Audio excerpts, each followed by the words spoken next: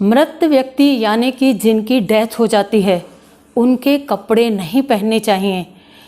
कई बार उनके कपड़े पहनने से बहुत ज़्यादा तकलीफ़ें हो जाती है, ये बहुत ज़्यादा दुखदाई भी हो सकता है। पर आजकल के लोग ओल्ड फैशन हैं ऐसा बोल के अक्सर वो कपड़े पहनते हैं। कई बार मेरे सामने कई लोग ऐसे आते हैं जो इस प्रकार के कपड़े पहनने के बाद बहुत ज़्यादा तकलीफ़ में आ जाते हैं, और जब मैं एनर्जी ट्रेस करके कुछ इस प्रकार की बातें पूछती हूँ तो वो एक्सेप्ट करते हैं कि हाँ, इस प्रकार के हमने कपड़े पहने थे, उसके बाद ही इस प्रकार की तकलीफ़ हुई है। ऐसा बिल्कुल नहीं है कि हर व्यक्ति को उससे संबंधित कोई ना कोई तकलीफ हो सकती है, पर अक्सर होता है।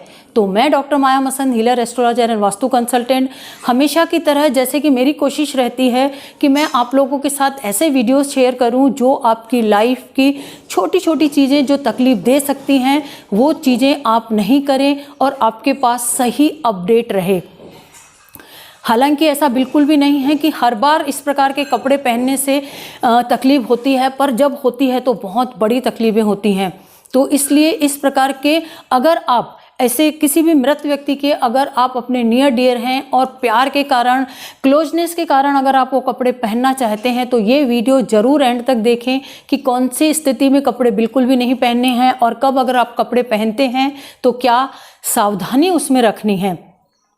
ये हम सभी जानते हैं कि जब किसी व्यक्ति की नियर डियर की डेथ होती है तो कई प्रोसेस की जाती है, पहले दिन से तीसरे दिन, 13वीं में और 40वें दिन, क्योंकि कोई भी जो व्यक्ति जिसकी डेथ हो जाती है उसकी आत्मा धीरे धीरे ही हमसे दूर होती है, इस ब्रह्मांड से दूर होती है और अनंत शक्ति के साथ वो लीन हो जाती है।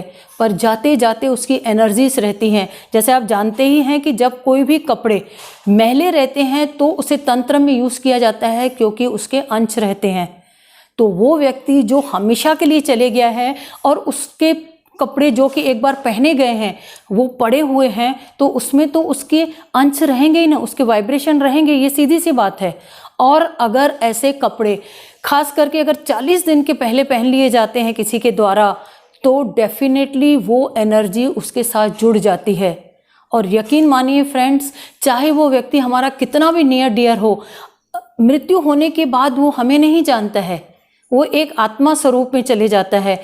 कई बार कोई व्यक्ति अतृप्त स्थिति में जाते हैं, कई बार उनकी कई इच्छाएं जो हैं वो पूरी नहीं हो पाती हैं, कई बार कुछ मन की बातें रहती हैं जो वो बताना चाहते हैं तो वो उसमें उस फैमिली के साथ वो रह जाते हैं। और कई बार अच्छा रिजल्ट देने के बजाय उस घर में तकलीफें होना, हेल्थ का प्रॉब्लम होना, एक्सीडेंट होना, तनाव होना, लड़ाई झगड़े होना, अच्छा चलता हुआ बिजनेस खराब हो जाना, ये सारी चीज़ें भी होती हैं, चोट लगना।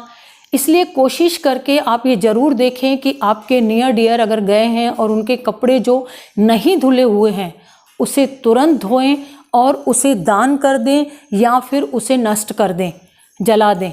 उसके अलावा जो कपड़े बिल्कुल भी साफ़ सुथरे हैं, बिल्कुल भी नहीं पहने गए हैं, ऐसे कपड़ों को आप सबसे पहले धोएंगे, चाहे वो धुले हुए भी हैं, नहीं पहने गए कपड़े एकदम नए हैं तो भी पहले उसे धोएंगे। उसको धोने के पहले उसमें कुछ दिन कपूर रख देंगे और फिर धोएंगे, और धोने के बाद जब पहनते हैं तो उसमें कुछ इत्र लगाएंगे ताकि उस व्यक्ति को अतृप्त जो आत्मा अगर रह गई है उसे अपनी जो फीलिंग है वो उससे डिटैच हो जाएगा। और कभी भी इस प्रकार की कोई भी बात हो तो आप मुझसे कमेंट्स के द्वारा भी मेरे अलग अलग वीडियोस में पूछ सकते हैं, मैं आपको उसकी सही और सटीक जानकारी दूंगी, मिसगाइड बिल्कुल भी नहीं करूंगी, क्योंकि मुझे लगता है कि हर व्यक्ति के पास सही जानकारी होनी चाहिए। धन्यवाद। अगर आप चाहते हैं इस प्रकार की जो जानकारियां हैं जो आपके पास नहीं हैं, अगर आप उससे संबंधित कुछ क्वेरी करना चाहते हैं तो कमेंट्स बॉक्स में लिखिए, मैं इस संबंधी आपको सारी जानकारियों को अपडेट करूंगी। मेरे कई वीडियोस भी हैं कि आप किस प्रकार से मैले और बिना धुले हुए कपड़े, मैले कपड़े या तो फिर फटे हुए कपड़े कभी भी दान नहीं करें। अगर किसी को बहुत लंबे समय में जो बीमारी, बहुत लंबी बीमारी के बाद व्यक्ति ठीक हुआ है तो उस समय के पहने कपड़े उस व्यक्ति को दोबारा भी पहनने के लिए नहीं दें, उसे दान कर दें धो के। इस प्रकार की बहुत जानकारियां रहती हैं जो बहुत ज़्यादा ज़रूरी रहती हैं। अगर आप जानना चाहते हैं तो ज़रूर कमेंट्स करिए, मैं उसके ऊपर भी वीडियो बनाऊंगी। Thanks a lot, have a happy, healthy and safe life.